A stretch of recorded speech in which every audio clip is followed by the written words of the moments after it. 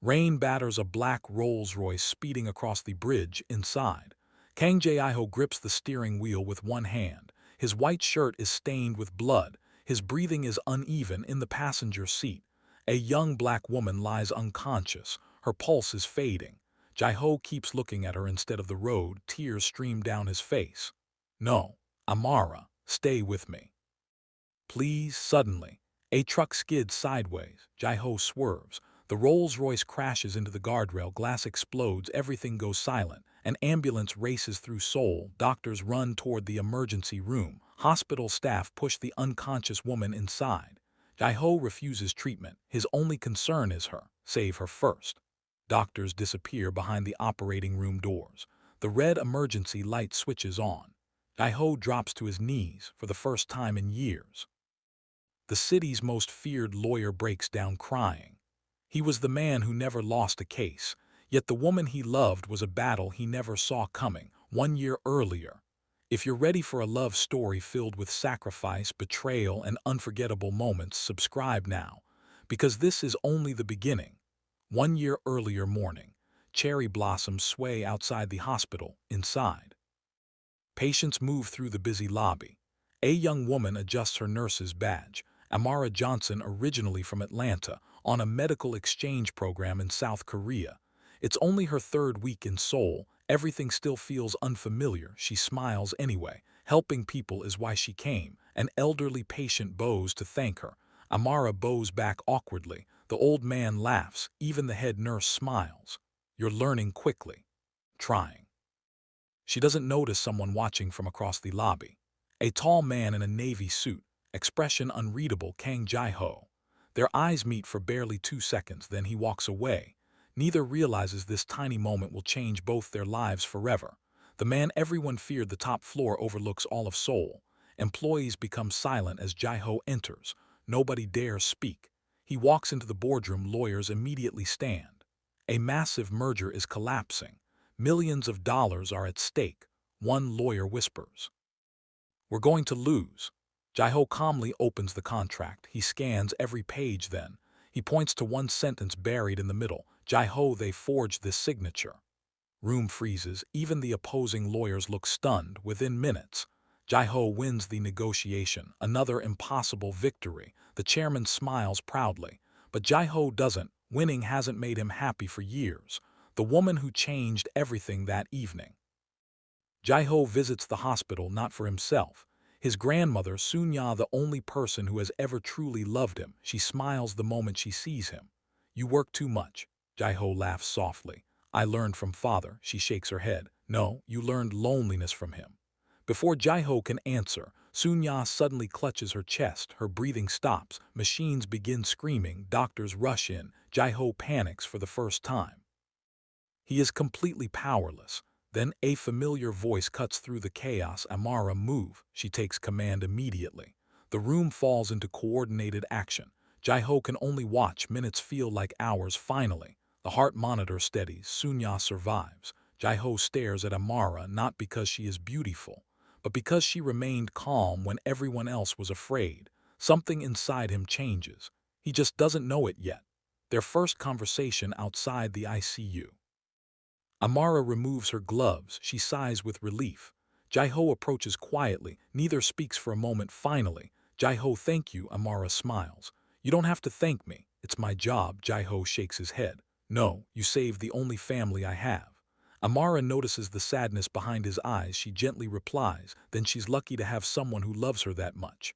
Ji-ho almost smiles, almost, before leaving.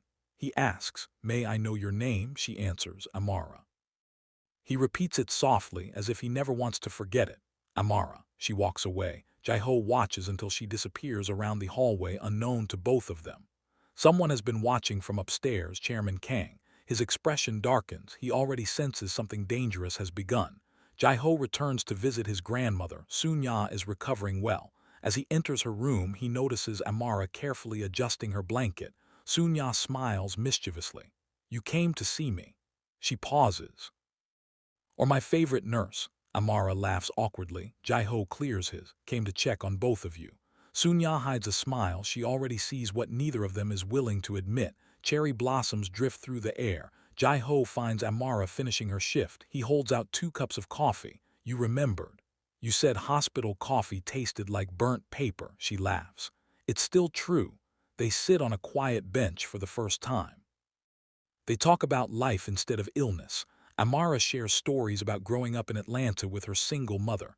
Ji-ho talks about growing up in a mansion that never felt like a ham.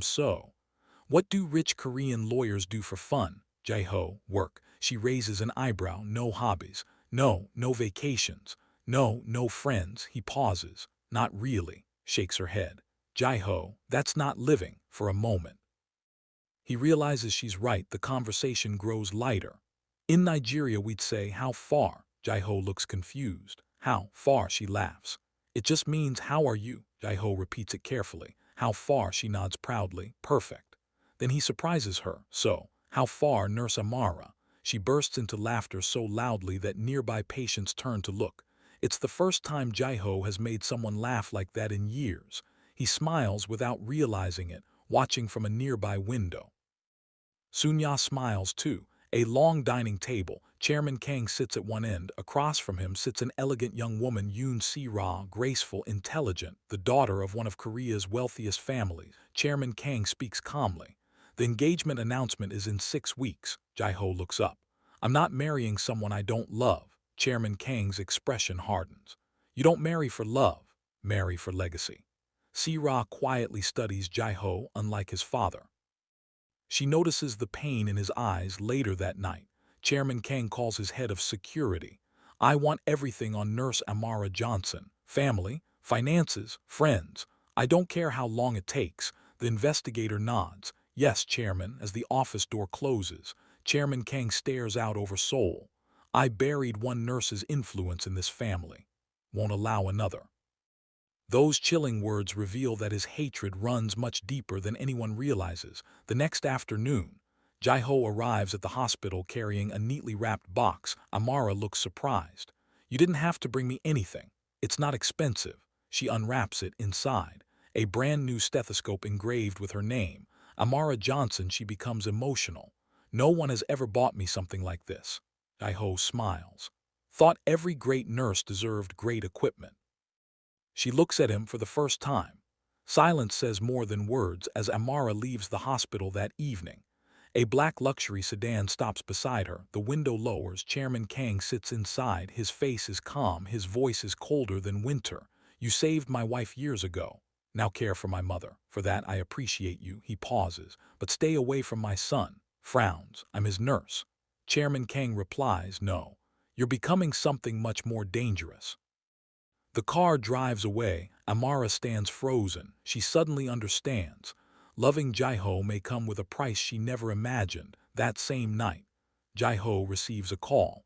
His private investigator speaks urgently. Sir, I think someone has already started targeting Miss Johnson. Ji-ho's face drains of color. Amara walks into the hospital as usual. But something feels different. Conversations stop when she passes. 2 nurses whisper. A doctor glances at her, then quickly looks away. Her best friend at the hospital, Min-jae, approaches. Amara, there's a rumor going around. What rumor? Min-jae hesitates. They're saying you've been accepting expensive gifts from a patient's family. Amara's smile disappears. My engraved stethoscope. Min-jae nods. Someone has reported it to hospital management. The hospital director sits behind his desk. The engraved stethoscope lies on the table. Miss Johnson. Hospital policy prohibits staff from accepting valuable personal gifts. Didn't ask for it. It was simply a thank you gift, the director sighs. Normally, this would end with a warning. He slides another file toward.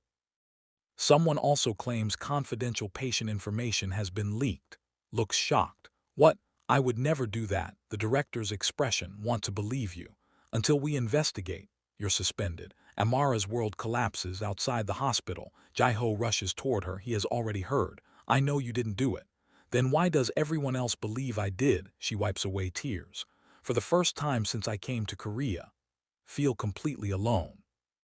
Ji-ho steps closer. I'll clear your name. She looks at him. Can you? Before he can answer.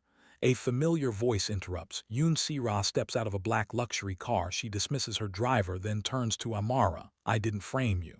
Know what you're thinking. Sira may have been jealous. But I would never destroy someone's career. She looks directly at Ji-ho. Your father is capable of that. Ho freezes. Sira continues. Known your father since childhood. When he decides someone doesn't belong, he removes them. She leaves without another word. Ji-ho's hands tighten into fists for the first time. He realizes his father may have crossed a line that can't be forgiven. That evening, Sunya asks Ji-ho to open a small wooden box she has kept hidden for years. Inside, an old handwritten letter. It is from Ji-ho's late mother. His hands tremble as he unfolds it. Ji-ho, if you're reading this, it means I'm no longer with you. Don't spend your life trying to earn love from people who have already decided not to give it. Choose kindness, choose courage, and when you finally meet the woman who makes your heart feel at peace, don't let this family take her away from you the way they took everything from me. Ji-ho's eyes fill with tears. Sunya quietly says, your mother knew this day would come. Days later, Amara's suspension continues. Ji-ho asks her to meet him at Uedo Cherry Blossom Park. The trees are covered in soft pink blossom. Children laugh nearby. The city feels peaceful for the first time in weeks. So do they. Ji-ho hands her a small paper cup inside. Homemade jollof rice. Amara stares at him in disbelief. You cooked? Ji-ho smiles. Watch 12 videos. She tastes it, then bursts into laughter. It's terrible. Ji-ho laughs. No. I wanted to try. Looks at him with tears in her eyes. No one has ever tried this hard for me. The wind carries cherry blossom petals around them without thinking. Ji-ho gently takes her hand. She doesn't pull away for a long moment. The world disappears. Then a camera shutter clicks. Someone has taken their picture. Neither of them notices. The next morning, every major entertainment website in Korea carries the same headline. Kang Group air secretly dating foreign nurse. Photos of Ji-ho and Amara holding hands spread across social media. Television reporters gather outside the hospital. Comment sections explode. Some support them. Others attack Amara because she is a foreigner. Chairman Kang watches the news in silence. Then he smiles. Exactly as planned, he quietly says, now let's see if love survives public humiliation. Late that night, Amara returns to her apartment. An official envelope has been slipped under her door. She opens it. Her face turns pale. It reads, Notice of visa review due to an ongoing investigation. Your right to remain in the Republic of Korea has been suspended pending further review. The letter falls from her shaking hands. At that exact moment, Ji-ho receives a phone call. The investigator speaks urgently. Sir, we finally found proof. Father ordered everything. Ji-ho slowly closes his eyes. This is no longer a family disagreement. It's a war. Executives immediately fall silent. Chairman Kang remains seated, calm, unshaken. Ji-ho throws a thick file onto the conference table. Photos, bank transfers, private emails, evidence. You bribed hospital officials. You fabricated allegations. You used immigration contacts to target Amara. The room fills with whispers. Chairman Kang slowly stands. You've become emotional. Ji-ho shakes his head. No, finally become honest. Kang dismisses everyone. Only father and son remain for the first time. There are no titles, no lawyers, just two broken men. Chairman Kang walks toward the window. You think love built this empire? It didn't. Sacrifice did. Ji-ho answers quietly. No, fear did. The chairman turns. If you walk away today, you lose everything. Company, mansion, inheritance, name. Ji-ho can earn money again. I may never find another woman like Amara. Silence. Even Chairman Kang wasn't expecting that answer. Amara stands alone. One suitcase, one passport, one broken heart. The boarding announcement echoes through the terminal. Final boarding call. She wipes away. Guess this is goodbye. Back in downtown Seoul, Ji-ho races through traffic. Every red light feels like an eternity. His driver says we won't make it. Ji-ho opens the car door. I'll run. He sprints through the rain, ignoring reporters, ignoring security, ignoring everything except her. At the airport, Sunya arrives before Ji-ho. She hands Amara another envelope. My husband asked me to keep this safe. Opens it. Inside is a scholarship document. It reveals that Ji-ho's late mother secretly funded international nursing scholarships for women from disadvantaged backgrounds. One name is highlighted, Amara Johnson. Amara's eyes widen. Sunya smiles through tears. You were never chosen by chance. My daughter-in-law believed someone like you would one day change my grandson's life. Is speechless, then. She hears someone calling her name. Amara, she turns. Ji-ho is running toward her, soaked by the rain, out of breath, ignoring the crowd, ignoring the cameras, ignoring the world. Ji-ho finally reaches her. He struggles to, resigned, freezes. You, what? I resigned, signed everything away. Company, inheritance, title. I don't want a life where I have everything except you. Tears roll down Amara's cheeks. But your dream. Ji-ho smiles. It was never my dream. It was my father's. For the first time, she kisses him softly. The airport around them erupts into applause. Even strangers are crying. Across Seoul, Chairman Kang watches the airport broadcast on television. The board of directors enters. Their lead attorney speaks. Chairman, because of the evidence released this morning, the board has voted. You are stepping down immediately. The chairman lowers his head. His empire remains, but his family is gone for the first time. He understands what true loss feels like. Morning sunlight fills the building. The sign reads, Han and Hope Legal Foundation. Kang Ji-ho. He now represents ordinary people for free. Across the street, Amara works at a community health clinic. Children wave as she walks by. She waves back. Every lunch break, they meet beneath the same cherry blossom tree where they first held hands. Ji-ho smiles. Remember when you said I didn't know how to lie? Amara laughs. You've improved. Grins. A little. A lot. 1 year later, the Han River glows beneath thousands of lanterns during Seoul's Lantern Festival. Friends, patients, hospital staff, lawyers, Sunya, even Yoon Si-ra, now happily engaged to someone she truly loves, is there to. Ho takes Amara's hand. He reaches into his pocket. Everyone falls silent. He kneels. Amara Johnson taught me that love isn't about status or family expectations or wealth. It's about choosing the same person every single day. So today, every day after, will you marry me? Amara breaks into tears. She nods. Yes. The crowd erupts in cheers. Fireworks burst over the Han River. Sunya wipes away tears of joy. As the camera pulls back over the glowing city, the narrator speaks one final time. Some people inherit fortunes, others inherit courage. Kang Ji-ho lost an empire, but he found a life worth living. And Amara crossed an ocean to heal strangers, never knowing that in the end, two broken hearts would heal each other. The hospital is busier than ever. Doctors and nurses move through the corridors.